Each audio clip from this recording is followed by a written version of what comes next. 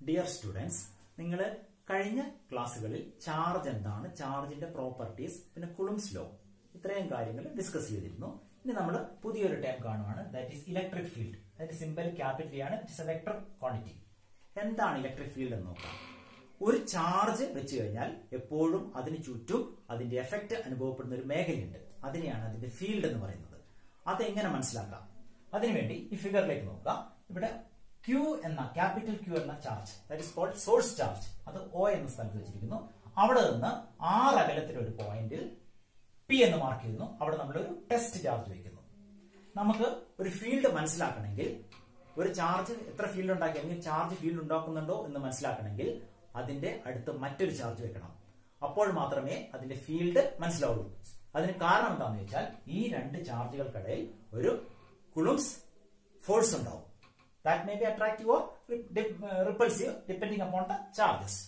Then the electric field produced by this source charge capital Q is given by E is equal to F by Q.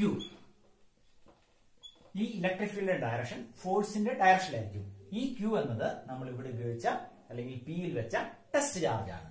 അപ്പം ഈ ഇക്വേഷനിൽ നിന്ന് electric ഫീൽഡിന് unit എന്താണെന്ന് നോക്കാം. അതിനുവേണ്ടി നമ്മൾ ഫോഴ്സിന്റെ യൂണിറ്റ് എന്താണെന്ന് നോക്കുന്നു. നമുക്കറിയാം ന്യൂട്ടൺ ആണ്. ചാർജിന്റെ യൂണിറ്റ് എന്താണ് നോക്കാം. നമുക്കറിയാം കുളുംബാണ്. അപ്പം ന്യൂട്ടൺ പെർ കുളുംബാണ് the unit of electric field. ഇതിന് വേറൊരു യൂണിറ്റും കൂടി ഉണ്ട്, that is volt per metre. ഇനി ചാർജ് രണ്ട് ടൈപ്പ് ഉണ്ട്, positive charge and negative charge. For a positive charge the electric field is acting radially outwards. അതായത് ചാർജ് പോസിറ്റീവ് ആണെങ്കിൽ ഇലക്ട്രിക് ഫീൽഡ് പുറത്തേക്കായിരിക്കും. And for a negative charge, electric field is acting radially inward. അങ്ങനെയാണെങ്കിൽ എന്താണ് electric field? The space around a charge where its effect can be felt is called electric field. അപ്പം electric field പഠിച്ചു കഴിഞ്ഞാൽ നമ്മൾ ഉടനെ പറയുന്ന ടൈമാണ് ഇന്റൻസിറ്റി ഓഫ് ഇലക്ട്രിക് ഫീൽഡ്. എന്താണ് ഇലക്ട്രിക് ഫീൽഡിന്റെ ഇന്റൻസിറ്റി അല്ലെങ്കിൽ തീവ്രത? അത് നമ്മൾ ഫോഴ്സിന്റെ രൂപത്തിലാണ് പറയുന്നത്. നമ്മൾ ഓൾറെഡി പറഞ്ഞു കഴിഞ്ഞു, ഇലക്ട്രിക് ഫീൽഡ് മനസ്സിലാക്കണമെങ്കിൽ അവിടെ മറ്റൊരു ചാർജ് വെക്കണം. അപ്പൊ സ്വാഭാവികമായിട്ടും ഈ രണ്ട് ചാർജുകൾക്കിടയിൽ ഒരു ഫോഴ്സ് അനുഭവപ്പെടും. ആ ഫോഴ്സ് വെച്ചിട്ടാണ് നമ്മൾ ഇന്റൻസിറ്റി ഓഫ് ഇലക്ട്രിക് ഫീൽഡ് പറയുന്നത്. ഈ ഇക്വേഷൻ പ്രകാരം നമുക്ക് F is equal to Q into E എന്ന് എഴുതാം. അപ്പോൾ how will you define intensity of electric field? It is the force experienced on the test charge placed at that point. അതായത് Q എന്ന capital Q എന്ന charge വെച്ച് O എന്ന സ്ഥലത്ത് വെക്കുമ്പോൾ അവിടെ നിന്ന് R അകലത്തിലുള്ള പോയിന്റ് ആയ P യിൽ നമ്മൾ സ്മോൾ q വെക്കുകയാണ്. Small q is the test charge. അപ്പോൾ സ്വാഭാവികമായിട്ടും ഈ ടെസ്റ്റ് ചാർജിന് എത്ര ഫോഴ്സ് ആണോ അനുഭവപ്പെടുന്നത് അതാണ് ഈ ചാർജ് ഉണ്ടാക്കിയ ഫീൽഡ്. ഇനി നമുക്ക് electric field due to a point charge എന്താണെന്ന് നോക്കാം. അതായത് ഒരു ചാർജ് ഉണ്ടാക്കുന്ന ഫീൽഡിന്റെ വാല്യൂ എത്രയാണെന്ന് നമുക്ക് നോക്കാൻ പോവാണ്. അപ്പൊ നമ്മുടെ O എന്ന സ്ഥലത്ത് ക്യാപിറ്റൽ Q എന്ന ചാർജ് വെച്ചു. അവിടെ നിന്ന് R അകലത്തിലുള്ള ഒരു പോയിന്റ് P, അവിടെ നമ്മൾ സ്മോൾ q എന്ന ചാർജ് വെച്ചു. അപ്പൊ സ്വാഭാവികമായിട്ടും ഇവയ്ക്കിടയിൽ ഒരു ഫോഴ്സ് ഉണ്ടാവും. The force is given by, according to Coulomb's law, F is equal to 1 by 4 pi epsilon 0 Q1 Q2 by R square. പക്ഷേ ഇവിടെ Q1 is equal to capital Q ഉം Q2 is equal to 1 കുളുംബുമാണ്. കാരണം small q test charge ആണ്, Q2 എന്നുള്ളത് small q ആണ്, പക്ഷെ small q 1 കുളുംബാണ്. Therefore F is equal to 1 by 4 pi epsilon 0 capital Q into 1 by R square. Therefore, this is equal to 1 by 4 pi epsilon 0 Q by R square. But electric field E is equal to, നമ്മൾ എഴുതിയാണ് electric field equation, F by Q. ഇവിടെ Q വീണ്ടും ഈ test charge 1 ആണ്. Therefore, F by 1 is equal to 1, F നമ്മൾ substitute ചെയ്യുന്നു, 1 by 4 pi epsilon 0 capital Q by R square divided by 1. Therefore, E is equal to 1 by 4 pi epsilon 0 capital Q by R square. This is the equation for electric field due to a point charge. In the vector form, കാരണം electric field ഒരു vector quantity അതുകൊണ്ട് vector ഫോമിൽ എഴുതുകയാണ്. Vector E is equal to 1 by 4 pi epsilon 0 Q by R square in the unit vector R. ഫോഴ്സിന്റെ ഡയറക്ഷനിലായിരിക്കും field ഇവിടെ വരിക. അപ്പം this is the equation for electric field due to a point charge. ഇനി നമ്മൾ കാണാൻ പോകുന്നത് ഇലക്ട്രിക് ലൈൻസ് ഓഫ് ഫോഴ്സ് ആണ്. Michael Faraday ആണ് ഇലക്ട്രിക് ലൈൻസ് ഓഫ് ഫോഴ്സ് എന്നുള്ള കൺസെപ്റ്റ് ആദ്യമായി ഡെവലപ്പ് ചെയ്തത്. ഒരു ഇലക്ട്രിക് ഫീൽഡിനെ അതിനെ പിക്ടോറിയൽ ആയിട്ട് റെപ്രസെന്റ് ചെയ്യാൻ ഉപയോഗിക്കുന്ന ടേമാണ് ഇലക്ട്രിക് ലൈൻസ് ഓഫ് ഫോഴ്സ്. നമുക്ക് എളുപ്പത്തിൽ മനസ്സിലാക്കാൻ വേണ്ടി എങ്ങനെയാണ് ഇലക്ട്രിക് ഫീൽഡ് ഉണ്ടാകുക എന്ന് മനസ്സിലാക്കാൻ വേണ്ടി ഉപയോഗിക്കുന്ന ടേമാണിത്. ഇവിടെ നമുക്ക് പോസിറ്റീവ് ചാർജിന്റെയും നെഗറ്റീവ് ചാർജിന്റെയും രണ്ട് പോസിറ്റീവ് വന്നാലും രണ്ട് നെഗറ്റീവ് വന്നാലും അല്ലെങ്കിൽ ഒരു പോസിറ്റീവ് നെഗറ്റീവ് വന്നാലും ഒക്കെ നമുക്കിത് ഇലക്ട്രിക് ഫീൽഡ് വരച്ച് കാണിക്കാൻ പറ്റും. അതിനുവേണ്ടി നമ്മൾ ലൈൻസ് ഓഫ് ഫോഴ്സ് എന്നുള്ള കൺസെപ്റ്റ് ഉപയോഗിക്കുന്നു. ഇവിടെ it's A smooth continuous curve starts from positive charge and ends at the negative charge. Tangent at any point gives the direction of the field. അതായത് ഒരു പോസിറ്റീവ് ചാർജ് നമ്മൾ എടുക്കുകയാണെങ്കിൽ lines of force ഇങ്ങനെ ഉണ്ടാവും. എപ്പോഴും positive ചാർജിൽ നിന്ന് പുറത്തേക്കാണ്. ഇനിയും വരയ്ക്ക് എത്ര വേണമെങ്കിലും. ഒരു നെഗറ്റീവ് ചാർജ് ആണ് നമ്മൾ എടുക്കുന്നതെങ്കിൽ the lines of force is actually directed inverse. അതായത് ലൈൻസ് ഓഫ് ഫോഴ്സ് അകത്തേക്കായിരിക്കും, പോസിറ്റീവ് ചാർജ് ആണെങ്കിൽ പുറത്തേക്ക്.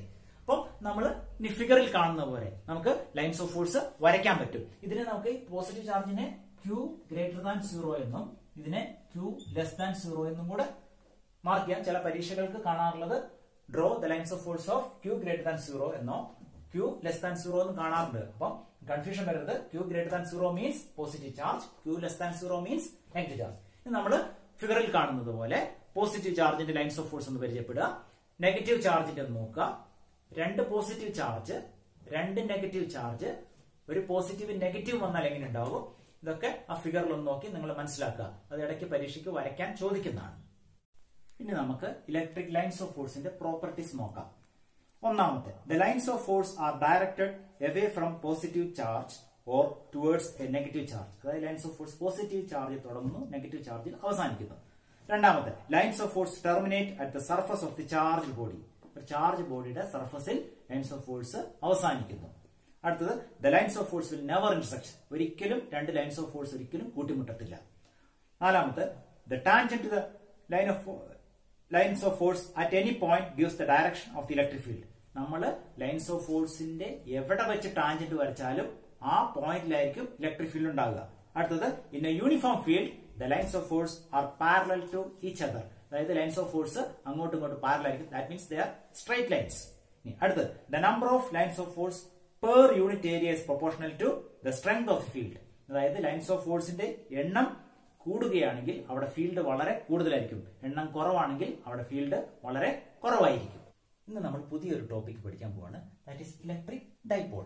എന്താണ് ഇലക്ട്രിക് ഡൈപോൾ എന്ന് നോക്കാം. ഇവിടെ two equal and opposite charges ഒരു നിശ്ചിത അകലത്തിൽ അറേഞ്ച് ചെയ്തിരിക്കുകയാണ്. ഈ അറേഞ്ച്മെന്റിനെയാണ് ഇലക്ട്രിക് ഡൈപോൾ എന്ന് പറയുന്നത്. ഇവിടെ ഉപയോഗിച്ചിരിക്കുന്ന ചാർജ്, ഒരു ചാർജ് 10 കുളുമ്പാണെങ്കിൽ മറ്റത് -10 കുളുമ്പായിരിക്കണം. അല്ലെങ്കിൽ ഒരു ചാർജ് 5 മൈക്രോ കുളുമ്പാണെങ്കിൽ മറ്റേ ചാർജ് -5 മൈക്രോ കുളുമ്പായിരിക്കണം. അപ്പം ഈ ചാർജുകൾ തമ്മിലുള്ള ദൂരം ഇതിനെ നമ്മൾ ഡൈപോൾ ലെങ്ത് എന്ന് പറയുന്നു. ഇവിടെ അത് 2a എന്ന് എടുത്തേക്കുവാണ്. ഡൈപോളുമായി ബന്ധപ്പെട്ട എല്ലാ മെഷർമെന്റുകളും അതിന് സെന്ററിൽ നിന്നാണ് എടുക്കുന്നത്. The centre is called location of the dipole.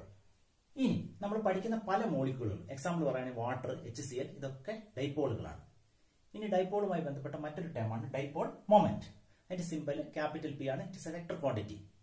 The strength of the dipole അല്ലെങ്കിൽ ഒരു ഡൈപോളിന്റെ തീവ്രതയ്ക്ക് പറയുന്ന പേരാണ് dipole moment. Mathematically, it is defined as the product of one of the charge and perpendicular distance between the two charges. നമുക്കറിയാം perpendicular distance എന്ന് പറഞ്ഞാൽ 2a ആണ്.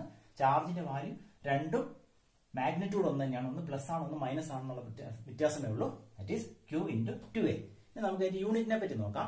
എന്താണ് ഡൈപോൾ മൊമെന്റിന്റെ യൂണിറ്റ്? നിങ്ങൾക്കറിയാം ചാർജിന്റെ യൂണിറ്റ് കുളുമ്പാണ്, ലെങ്തിന്റെ യൂണിറ്റ് മീറ്റർ ആണ്. അപ്പൊ the SI unit of dipole moment is coulomb metre. ഇനി direction of the dipole moment എന്ന് പറഞ്ഞാൽ -Q to +Q ആയിരിക്കും.